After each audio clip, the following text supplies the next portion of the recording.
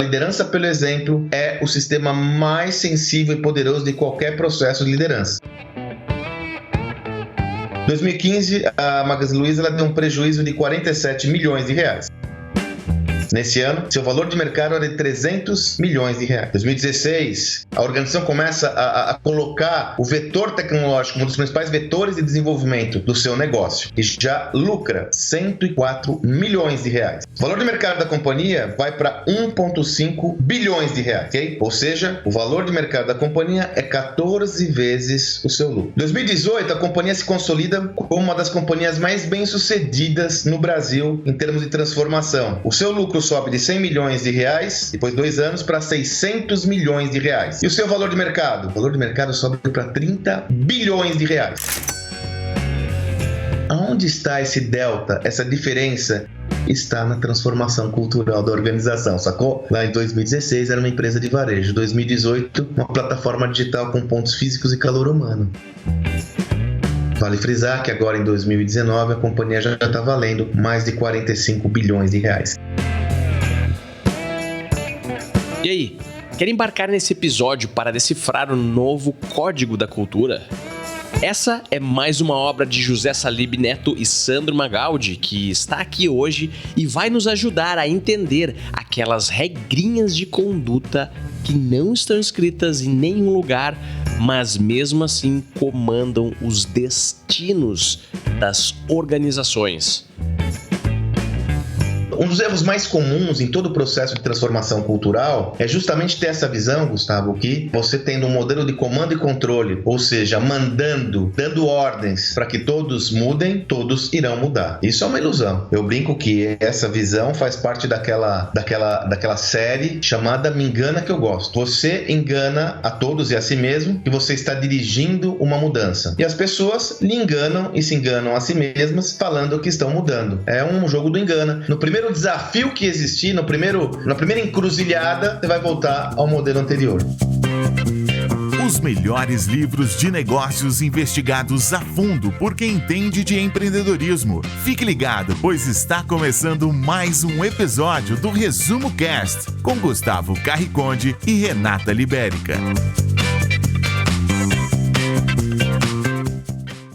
O livro O Novo Código da Cultura foi publicado em 2019. Os autores são 2 grandes nomes do mundo empresarial, Sandro Magaldi e José Salib Neto. O objetivo da obra é ajudar qualquer tipo de empreendedor a começar a transformação do seu negócio através da cultura. Cultura organizacional é um sistema que sempre existiu na história corporativa. Toda organização tem uma cultura organizacional. Muitos me perguntam, mas Sandro, eu tenho uma empresa pequena, eu já tenho uma cultura? Claro, mesmo uma empresa com 1, 2 funcionários, ela tem uma cultura que se consubstancia no seu início pelo mindset, pela mentalidade do seu fundador. Então, toda organização tem sim uma cultura organizacional.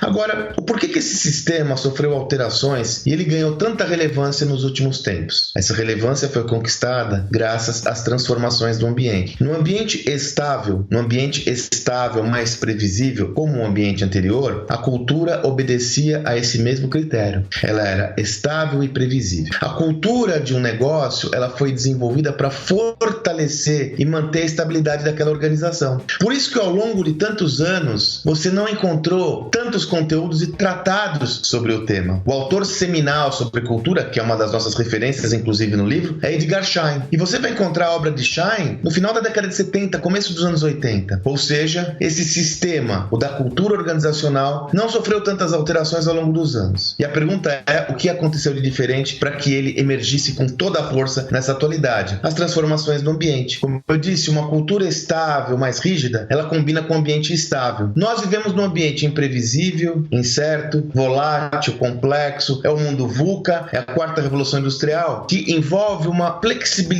em todo o contexto muito grande. É evidente que num contexto como esse, uma cultura inflexível, uma cultura que trabalha toda ela desenvolvida para manter a estabilidade do negócio, ao invés de se configurar num ponto forte, ela pode se configurar num ponto fraco. Então, a despeito de toda a tecnologia envolvida nessas transformações do ambiente, eu sempre digo, e no livro nós comentamos sobre isso, as transformações não dizem respeito à tecnologia. Transformações do mundo e do ambiente ambiente empresarial dizem respeito a pessoas. E se dizem respeito a pessoas, o sistema da cultura organizacional é o principal sistema que deve ser refletido, influenciado e trabalhado para que você tenha um sistema de crenças da sua empresa aliado com essa nova realidade.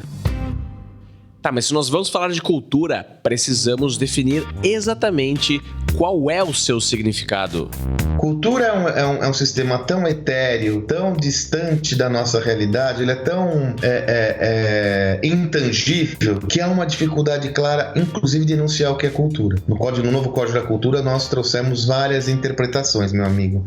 Então eu posso citar algumas que eu mais gosto. Por exemplo, a que eu mais gosto. Cultura é nosso jeito de ser, é nosso jeito de fazer as coisas. Cultura é como somos. Essa interpretação traz consigo uma visão, né, Gustavo, que a cultura, ela não é enunciada explicitamente em todas as suas nuances. Que o jeito que nós somos, o jeito que a nossa organização é aquele jeito que muitas vezes as coisas não são ditas, mas é assim que funciona aqui. Então, essa é uma interpretação informal que eu gosto muito. Agora, indo para um escopo e para uma estrutura mais formal, cultura é a filosofia da corporação, é o seu sistema de crenças, são as normas e valores que regem a organização.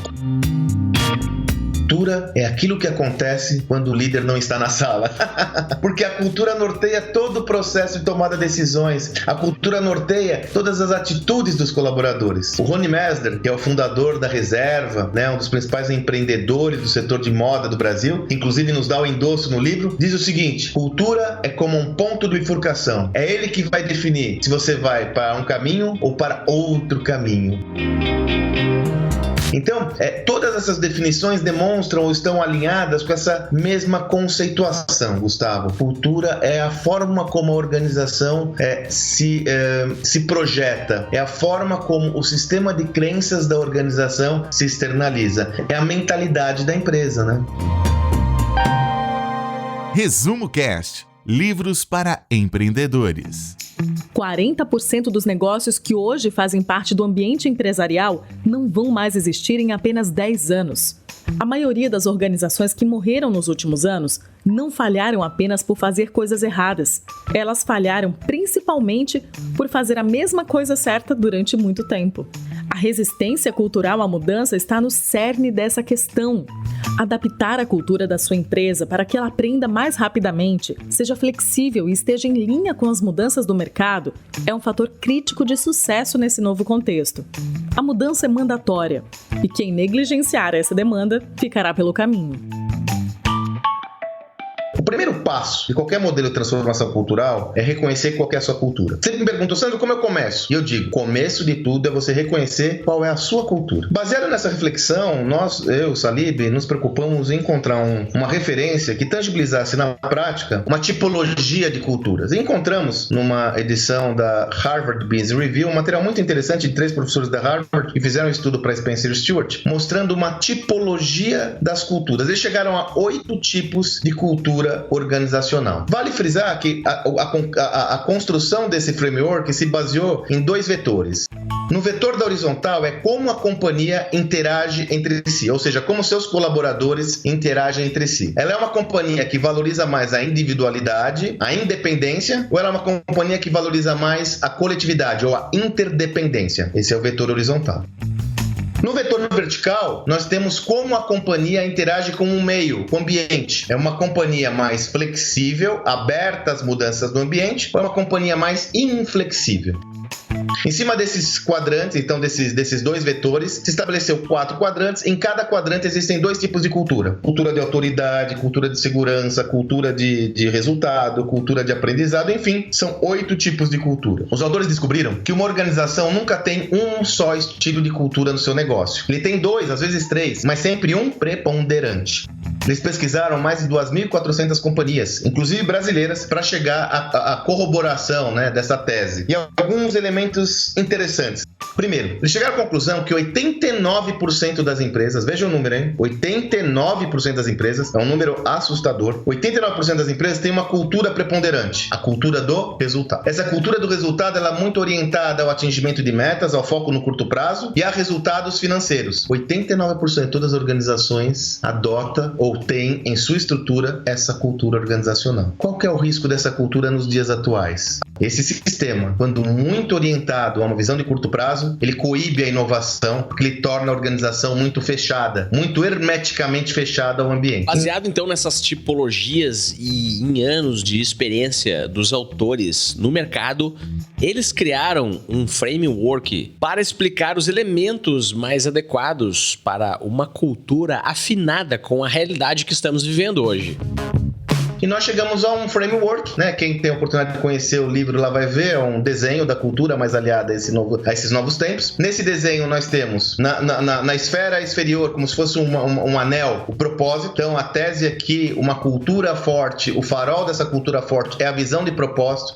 As pessoas, indivíduos, sejam nos seus papéis de colaboradores, seja no seu papel como cliente, cada vez mais indivíduos não se aliam a empresas, e sim a visões de mundo, a propósito. Então hoje não é concebível que uma organização, seja ali qualquer natureza, porte, setor de atuação, não tenha um propósito claro da sua ação. Então, o elemento externo, o farol dessa cultura tem que ser o propósito. No eixo central, bem no centro, né, ditando todos os rumos da organização, é o que a gente chama de Customer Centricity. No centro está o cliente. E é uma visão diferente do foco no cliente, que sempre foi muito preconizado pelo ambiente empresarial e pela toda a literatura acadêmica. O Customer Centricity ele tem como sinônimo a seguinte visão: eu tenho de colocar o meu cliente no centro da minha jornada de criação de valor. Todas as organizações vitoriosas dessa nova era adotam essa mentalidade em seu negócio. Por isso que ela está impregnada na sua cultura. O cliente é o centro da minha jornada de criação de valor. Por que isso é diferente? Porque até então, no mundo estável, todo o nosso processo de criação de valor foi muito orientado à eficiência operacional. Eu sempre olhei muito mais os meus recursos e a minha eficiência operacional em detrimento de um olhar do cliente. No mundo como o nosso, isso não funciona. O cliente,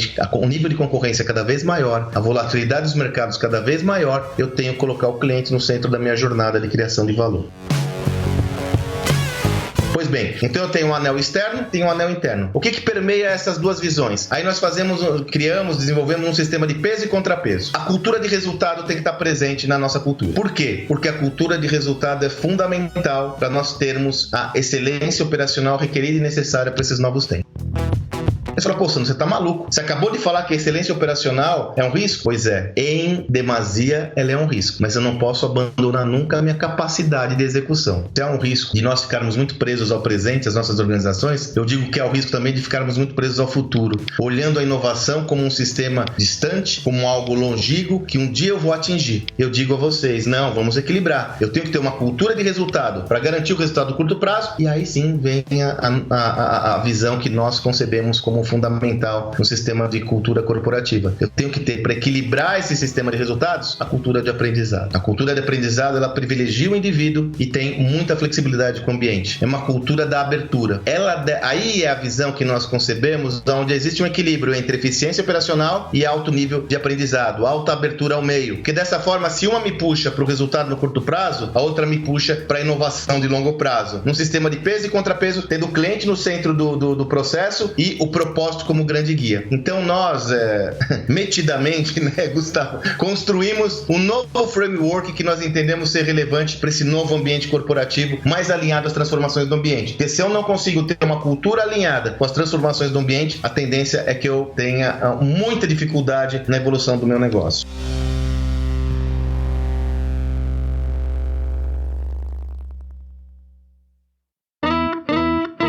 Aprender é mais importante do que ser o primeiro. O que vai diferenciar os vencedores dos perdedores nessa nova era não será a tecnologia que adotam nem o capital financeiro, mas sim o seu desejo de aprender. Quem não for capaz de aprender com os movimentos de mercado estará morto mais rápido ainda. O Google não foi o primeiro buscador do planeta. A Amazon não foi o primeiro e-commerce. O iPhone não foi o primeiro smartphone. Essas empresas, no entanto, aliaram a velocidade de lançar produtos que não eram perfeitos em sua estreia com alta capacidade de aprendizado para evoluí-los de acordo com os inputs do mercado. Antes era necessário aprender para lançar um novo projeto. Atualmente é necessário lançar para aprender. eu sempre digo que nesse novo mundo eu tenho mais perguntas do que respostas. Eu tenho mais indagações do que convicções. Mas para mim tá muito clara essa questão da cultura e resultados. E, meu amigo, ela é baseada numa visão histórica. Como eu disse, se você pegar a estratégia toda, meu amigo, ela veio da eficiência operacional para a busca da vantagem competitiva duradoura. É daí que surgiram os grandes conglomerados. É daí que surgiu a tese de que eu tenho que controlar minha cadeia de valor para ser mais competitivo. Hoje, no mundo em que vivemos, a vantagem competitiva duradoura ela não existe mais. Toda vantagem competitiva é transitória. Para que eu possa... Então, qual é a solução? É que eu continuamente tenha de desenvolver novas formas de obter vantagem competitiva. Continuamente eu tenho que aprender com o meio, exercitar essa visão, executar essa estratégia e já pensar na próxima etapa. É uma loucura, né? É um mindset muito distinto do que a gente está acostumado, mas é a realidade. Veja, a questão de 3 semanas atrás foi publicada uma matéria no jornal Estado de São Paulo, de um estudo, de uma série que eles estão fazendo com líderes corporativos sobre essa nova economia. Me chamou muita atenção a entrevista com o presidente atual do Banco Bradesco, onde ele fala o seguinte: antigamente eu acordava pensando nos meus competidores diretos. Pensava no Santander, pensava no Itaú, pensava no Banco do Brasil, pensava na Caixa Econômica Federal. Hoje, quando eu acordo, eu não sei em quem pensar. É chumbo de todo lado. Quer metáfora mais forte do que essa, meu caro? Porque hoje, o presidente da Vivo acabou de dar um comunicado que ele vai entrar no negócio financeiro. O Nubank é o maior banco digital do mundo. O Rappi também falou que vai fazer o Super App. A Magazine Luiza entra em serviço financeiro, pau vem de todo lado. Se eu me ancorar numa visão de estabilidade, eu não vou conseguir estar sensível a essas mudanças. Então, como eu disse, eu tenho muito mais indagações do que convicções. Mas essa visão do aprendizado, para mim, ela veio para ficar. E quem não está trabalhando numa cultura de aprendizado corre sérios riscos, meu caro. Sérios riscos.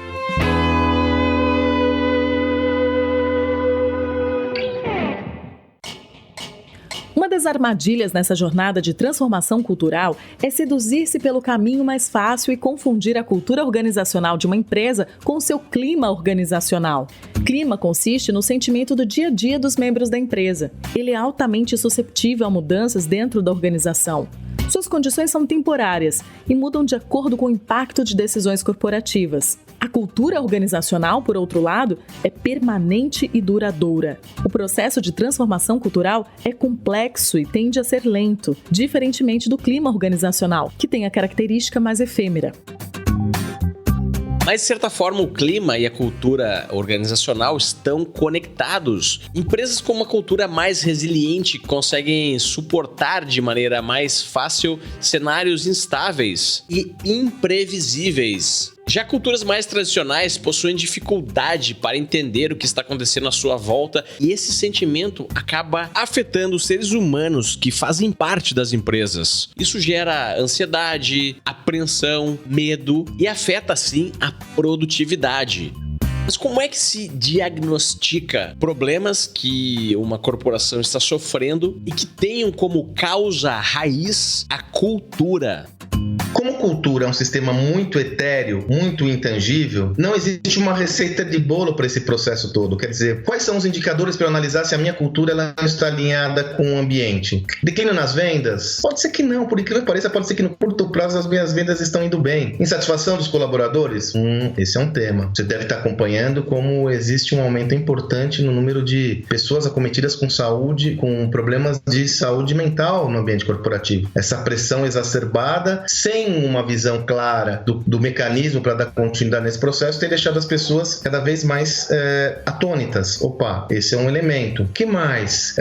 Insatisfação de cliente? Pode ser. Agora, o que eu diria a você é o seguinte, é uma constatação clara de que eu tenho uma dificuldade grande na inovação, ou seja, sempre que eu tento inovar eu não consigo, eu tenho uma resistência muito grande dos meus colaboradores, uma resistência muitas vezes tácita, ou seja, ela não é falada, ela não é explicitada, ela simplesmente acontece, e toda e qualquer inovação que eu trago, toda e qualquer ideia nova que eu trago, eu encontro uma resistência cultural. Ou seja, pra gente parafrasear de uma forma mais clara isso, eu não encontro uma resistência cultural, eu encontro uma resistência do sistema. Ela é invisível, né? E às vezes acontece, como eu disse, de uma forma silenciosa. As pessoas falam que vão fazer, falam que estão de acordo, mas não acontece. Então eu diria que o sinal de alerta, ele deve ser despertado quando você encara um ambiente onde você tem que mudar, seus concorrentes estão mudando, novos entrantes estão entrando nesse mercado, tudo está sendo transformado, porém você tem uma uma dificuldade enorme de mudar a forma como você faz as coisas. Esse, Gustavo, inegavelmente, é o primeiro passo que desperta um sinal de alerta, porque hoje nós temos que estar preparados para mudar continuamente. Existe uma transformação importante acontecendo no framework de estratégia. Até então, os modelos estratégicos tinham como principal objetivo a vantagem competitiva duradoura. É a visão do Michael Porter. Eu tenho que trabalhar para ter um posicionamento adequado na minha cadeia de valor para ter uma vantagem competitiva duradoura. Nesse contexto, quando a tecnologia subverteu toda a lógica do negócio, há um aumento a um nível jamais visto dos índices de concorrência. Nenhuma vantagem competitiva é duradoura. Todas as vantagens competitivas são transitórias. Por isso que eu tenho que ter uma cultura organizacional que seja aberta a essas transições e volatilidades de mercado, é a cultura de aprendizado. Então, como eu disse, se você tiver, e esse é um indício forte para você falar, opa, algo tem que mudar, um sistema organizacional muito inflexível, difícil de mudar, cheio de verdades absolutas, nada passa, eu não consigo colaborar, não consigo ter um trabalho colaborativo, é aí que o seu sinal de alerta deve se acender. Como você identifica isso? Sobretudo no processo de tomada de decisões, sobretudo em novos projetos, quando as coisas devem acontecer de fato e você observa que a resistência é muito grande. É aí que você tem que refletir sobre um sistema de transformação cultural que não é nada simples, tá? Não é nada simples. Como eu identifico uma cultura, né? Se você tem uma organização muito complexa, muito grande, você vai ter que contar com uma empresa especializada. Você tem que fazer pesquisa quant, pesquisa quali, vai ter que trabalhar com etnografia, observação participante direta sobre o seu sistema organizacional, porque não é um processo que você olhou e identificou. Se você tem uma organização menor, no livro nós trabalhamos uma visão baseada em 3 sistemas, uma visão de Edgar Schein. Ele diz que a cultura é composta por artefatos, que é a parte mais visível da cultura, né? É o topo do iceberg. No meio você tem as normas e valores, que é como a cultura se tangibiliza, seja de uma forma explícita pelas normas explícitas, ou seja, aqui você só pode, todo presidente tem que ter sido vendedor. Isso é uma norma explícita, é uma determinação clara. Ou valores que muitas vezes estão implícitos, né? Então aqui nós valorizamos a meritocracia. Isso está falado de alguma forma, mas mais do que falado, é um sistema que permeia todas as decisões da companhia. Então, artefatos no pico do iceberg, normas e valores no meio, e embaixo, o sistema mais profundo da cultura, o sistema de crenças e pressupostos básicos. Então, como eu identifico minha cultura? Vai dar uma olhada nos seus artefatos. Olha como se tangibiliza seu sistema de crenças. Quais são os rituais da organização? As reuniões, elas são participativas, não são? Como a organização toma decisão? A decisão é centralizada, ela é colaborativa, você tem um processo que demora mais porque ele é por consenso, ele não é. Dress code, como as pessoas se vestem? Esse dress code diz respeito ele diz sobre a cultura do negócio. Instalações, história. Vai estudar a história da companhia. Você vai entender muito como o sistema de crenças foi formatado. Como eu disse, num sistema mais complexo, você não consegue fazer isso só por meio de uma observação com menos engajamento envolvente. Você precisa de ferramentas para isso. Num sistema mais complexo, você precisa usar essas ferramentas.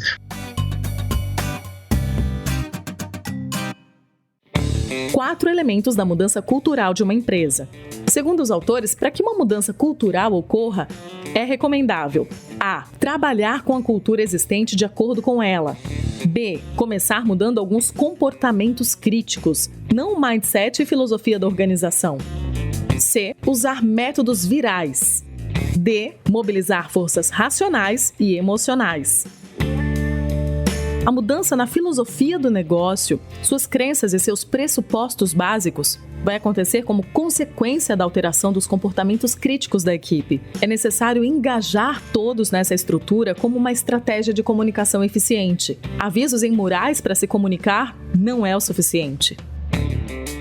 O CEO tem dois papéis que são para lá de fundamentais nesse processo. Um é o seu papel como executivo. Então ele tem um papel prático de definir as diretrizes, executar as diretrizes. É um papel do gestor daquele negócio. Ele é um líder responsável pela execução da estratégia definida e, como tal, ele é um líder que influencia diretamente na cultura do negócio. Agora tem uma segunda dimensão da liderança que muitas vezes é desprezada, que é o papel simbólico. Todos estão olhando para a liderança. Tudo o que o líder líder realiza é observado de lupa por todos os colaboradores da companhia. Todas as iniciativas, para o bem ou para o mal, influenciam no sistema de crenças da companhia. Então, o líder é o grande farol da transformação. Se o líder não estiver alinhado com essa transformação, ela não vai acontecer na sua plenitude. Se o líder não for aliado a todo o processo de transformação, ela não vai acontecer na sua plenitude. E esse alinhamento e engajamento deve ser legítimo. Não pode ser para inglês ver. Não pode ser só uma visão, uma mensagem, um discurso politicamente correto para que todos possam olhar e falar, puxa, é verdade, nós temos que mudar mesmo. Não, eu sempre digo, né? Walk the talk, para mim, é o melhor e maior ensinamento de qualquer liderança. A liderança pelo exemplo é o sistema mais sensível e poderoso de qualquer processo de liderança. No livro, além do caso da Magazine Luiza, nós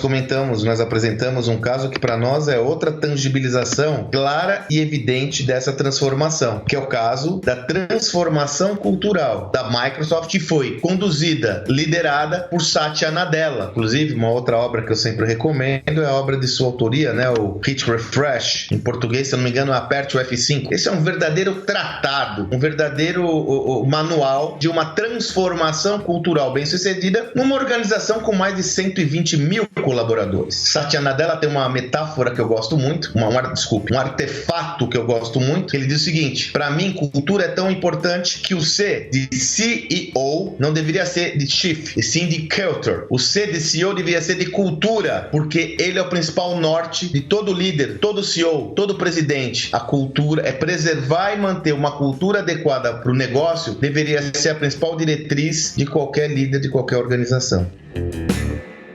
Em uma era onde o mercado está tomado pelas startups, por causa da facilidade que temos hoje de atingir as pessoas, impactá-las, criar novos negócios, solucionar problemas de formas diferentes, muitos empreendedores, muito jovens, estão entrando no mercado com um papel de liderança.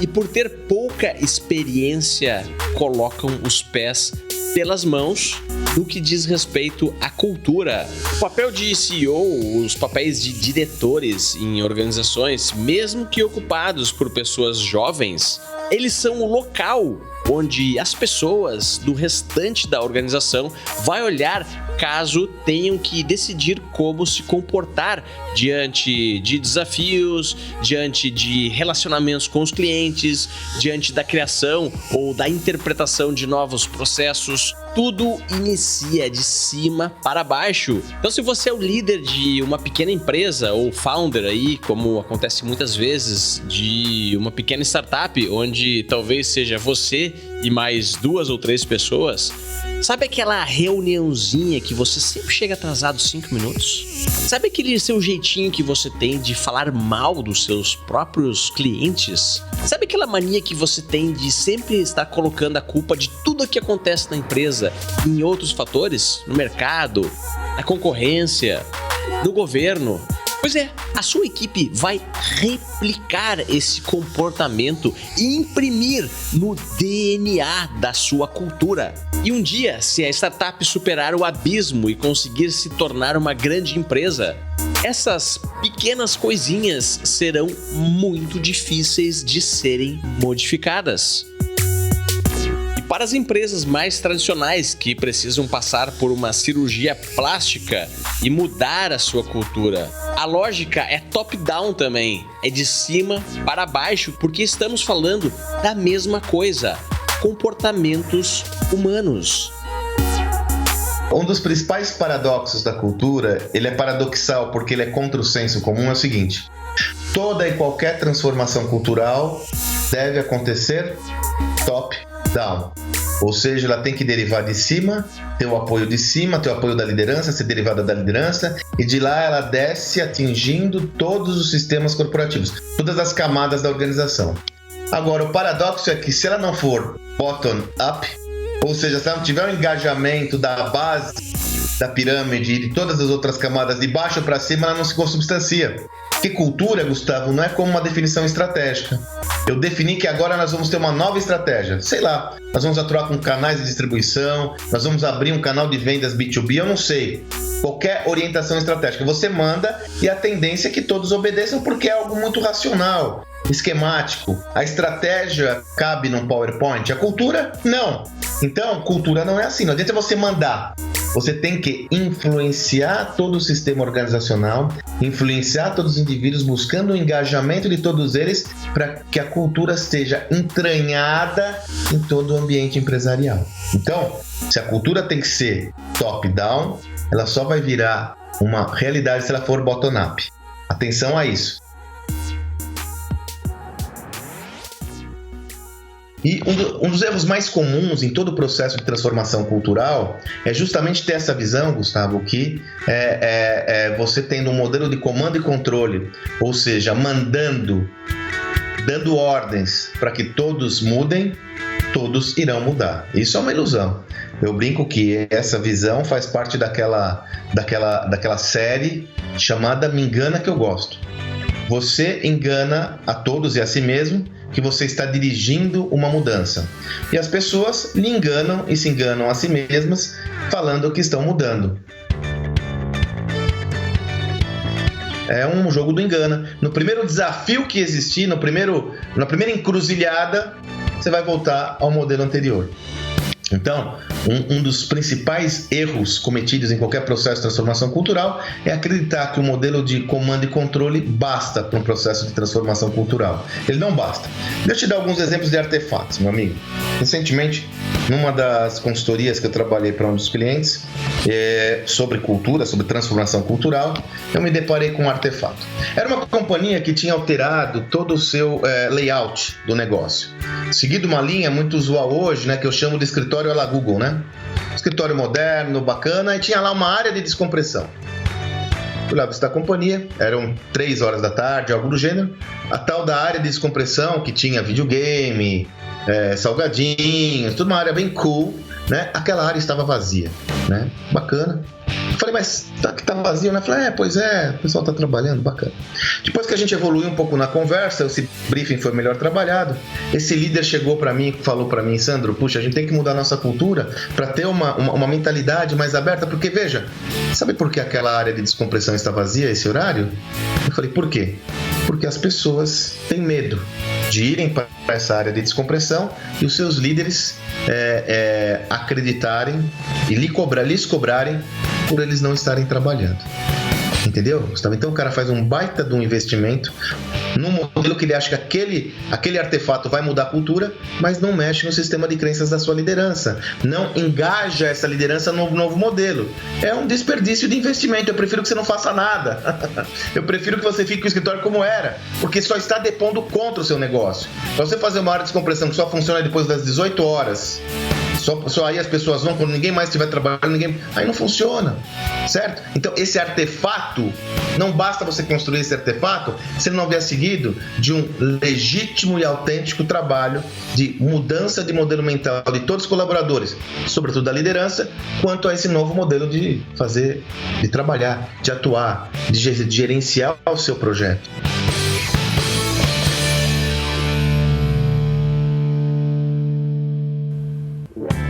Tecnologia como vilã. Como algumas empresas que foram líderes de mercado durante décadas sumiram do mapa de forma tão avassaladora? Seria a tecnologia a única culpada disso? A resposta é não. Se, por um lado, o principal vetor da transformação é a tecnologia, por outro, na essência das mudanças estão as pessoas. A tecnologia nada mais é do que a alma coletiva daqueles que a construíram. Ela não emerge do vazio, não surge do nada. Ela é a consequência da visão de indivíduos que enxergam o futuro projetado e o tangibilizam por meio desse sistema. A tecnologia é um meio para a transformação e não a transformação em si. O sucesso no processo de adaptação das organizações ao novo está relacionado à maneira como as pessoas encaram essa nova perspectiva nas companhias e abraçam ou não essas transformações. nós falamos muito em cultura de inovação, não é isso? Eu quero ter uma cultura de inovação. Na realidade, Gustavo, a cultura de inovação é uma consequência de um sistema de crenças que você tem na organização que fazem com que a sua empresa esteja mais aberta à inovação. A cultura não é uma causa, a cultura é uma consequência. Dessa forma, como é relevante refletir sobre uma cultura mais propensa à inovação? Sobretudo por aquilo que eu falei no começo da nossa conversa. Uma cultura muito forte pode se tornar uma cultura inflexível. Uma cultura inflexível, ela não troca com o meio. É uma cultura que privilegia verdades absolutas. É uma cultura que é uma cultura que privilegia a aversão total ao risco. É uma cultura que não é afeita ao aprendizado, porque eu sei tudo, as minhas regras valem mais do que o meio. Dessa forma, essa cultura, ao ser inflexível, não trocando com o meio, ela não ajuda na inovação. Por isso que eu digo, a cultura de inovação é uma consequência disso tudo. É uma consequência de um pensamento que privilegia a tomada de riscos, privilegia os experimentos, privilegia o novo, privilegia até a aventura, privilegia a criatividade, derruba os silos, trabalha mais colaborativamente, se abre para o meio e tem uma visão clara. O Satya Nadella tem um artefato da cultura, transformação cultural que ele fez na Microsoft, e nós comentamos no livro que eu adoro. Ele fala, nós passamos de uma cultura de sabe tudo por uma cultura de querer aprender tudo. Isso é fantástico, porque o sabe tudo não aprende, o sabe tudo não inova, eu sou o dono da razão. Agora, aquele que sabe que tem que aprender tudo, está continuamente aberto à inovação. E veja, meu amigo, por isso que no livro nós fazemos questão de citar casos práticos. Microsoft, Lego, Magazine Luiza, para mostrar que não se trata de uma utopia, não se trata de uma visão romântica, não se trata de uma visão idealizada, se trata de uma visão requerida tanto para startups quanto para empresas consolidadas, para que elas estejam alinhadas às transformações do ambiente. Se a minha cultura for uma cultura muito inflexível, que não troca com o ambiente, a minha dificuldade de inovar é gigantesca. É o que acontece com muitas empresas consolidadas, né? Olha que paradoxo, né, Gustavo? Foi construindo ao longo do tempo uma cultura tão forte que foi a principal fortaleza dessas organizações, mas isso foi se consubstanciando de uma forma muito clara, gerando dividendos, gerando receita, gerando lucratividade, que num ambiente que muda, essa fortaleza acaba sendo o maior desafio, porque a cultura é tão forte que ela vira, seus pressupostos básicos são tão enraigados que é difícil mudar. Temos que mudar. Nós temos que confrontar o status quo e mudar nosso mindset.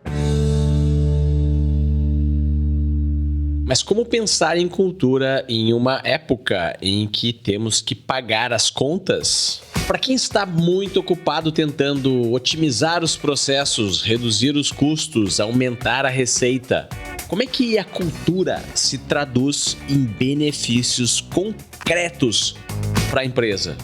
Não, tem um exemplo bem concreto, Gustavo. A sua questão é a melhor. Porque como a cultura é um sistema muito intangível, existe uma dificuldade de entendimento de qual que é o benefício concreto gerado por esse sistema no negócio. É natural que exista esse questionamento, haja visto que nós não podemos nunca perder de foco os resultados concretos advindos de qualquer tipo de inserção no ambiente empresarial, na organização. Eu fiz um estudo, e não está no livro porque esse estudo é recente. Eu fiz um estudo de um dos casos que nós citamos com muita ênfase no nosso livro, de um dos processos mais virtuosos de transformação cultural que acontece no Brasil, que é a Magazine Luiza, né? A Magazine Luiza passou por um processo e passa por um processo de transformação cultural importante, tangibilizado no momento em que a Luiza Trajano, até então a líder desse negócio, uma liderança muito forte, muito personalista, vitoriosa, abre espaço para o Frederico Trajano, circunstancialmente o seu filho, mais jovem, que assume a organização num momento muito delicado da empresa. Só para você ter uma ideia, isso acontece, Gustavo, quando a empresa estava dando prejuízo, ela era muito questionada pelo mercado acionário. É nesse momento que Frederico Trajano assume a posição de CEO, e nesse momento, inclusive, que ele é muito questionado. Nós colocamos isso no livro. Quando ele assume a sua posição de CEO, não se questionava se aquele jovem teria condições de fazer o turnaround da companhia ou a recuperação da companhia. Pois bem, se você pegar alguns dados, né, explícitos aqui que eu posso trazer, como eu disse, meu caro, isso não é um estudo científico. Entenda isso muito mais como uma tangibilização de uma tese do que uma estrutura científica analítica. É como se fosse um exercício para tangibilizar a sua pergunta, ou melhor, para tangibilizar qual que é o valor que a cultura organizacional traz para o negócio. Pois bem, em 2015, quando a Luiza começou esse processo de transformação, a Luiza era uma empresa de varejo, já era uma empresa inserida na tecnologia, mas não tinha um mindset tecnológico advindo dessa transformação digital. Em 2015, a Magazine Luiza deu um prejuízo de 47 milhões de reais. Nesse ano, seu valor de mercado era de 300 milhões de reais. Em 2016, 2016, começam a surgir os primeiros efeitos e resultados dessa transformação. A organização começa a ficar muito mais alinhada à tecnologia, a organização começa a colocar o vetor tecnológico como um dos principais vetores de desenvolvimento do seu negócio. Em 2016, a organização recupera seus números e já lucra 104 milhões de reais. Pois bem, nesse mesmo ano, Gustavo, o valor de mercado da empresa é uma empresa aberta. Então, o valor de mercado ele é uma resultante do valor de suas ações. O valor de mercado da companhia vai para 1,5 bilhões de reais, ok? Ou seja, o valor de mercado da companhia é 14 vezes o seu lucro. Em 2018, a companhia se consolida como uma das companhias mais bem-sucedidas no Brasil em termos de transformação. O seu lucro sobe de 100 milhões de reais, depois de 2 anos, para 600 milhões de reais. E o seu valor de mercado? O valor de mercado sobe para 30 bilhões de reais. E é aqui que vem a minha reflexão sobre a cultura. Em 2016, a empresa estava se consolidando uma nova cultura. Até então, a empresa ainda era uma empresa de varejo. Em 2018, a empresa se intitula uma plataforma digital com pontos físicos e calor humano. Ou seja, ela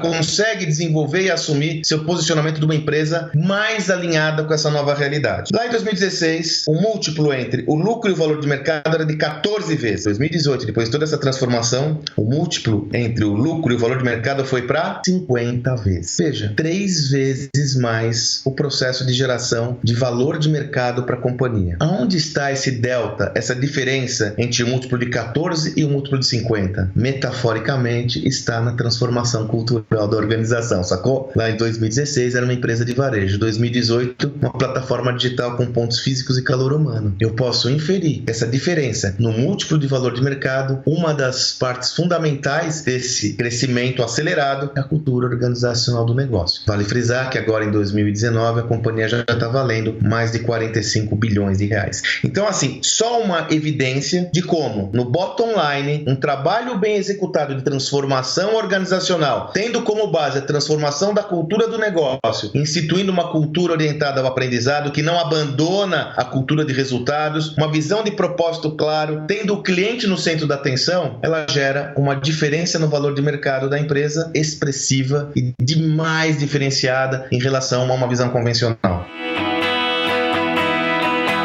Qual é o seu prato de comida favorito? O que você gosta de fazer no domingo? Quais são os assuntos que você conversa com seus familiares e amigos? Quais são seus hobbies? As suas atividades de lazer? Qual é o seu esporte favorito? Futebol? Quem são as pessoas que lhe inspiram? Qual é a sua definição de sucesso? E qual é a sua definição de fracasso? Essas coisas e muitas outras estão no pacote da cultura de uma nação, da cultura das pessoas, da cultura do povo que habita um determinado país. Como é que a cultura de uma nação afeta a cultura das empresas? Sua pergunta é muito rica, né, cara? Uma pergunta riquíssima. Vamos lá, né? Primeiro, a gente tem que entender que o conceito de cultura, ele emerge originalmente da cultura de nações, correto? Então, você fala de uma cultura de país, você fala na cultura como uma expressão da arte, uma expressão de um povo. Então, vamos entender que a sua colocação é muito rica e pertinente. A gente tem uma cultura de país, uma cultura da organização e uma cultura do indivíduo. Eu diria que é um funil. E é evidente que a cultura da nação influencia decisivamente na cultura da empresa e na cultura do indivíduo, num processo simbiótico, porque uma influencia a outra, né? Então, é evidente que existe essa influência, é evidente que existe essa influência. E isso pode ser tanto um detrator quanto uma alavanca para o crescimento. Eu diria mais, Gustavo.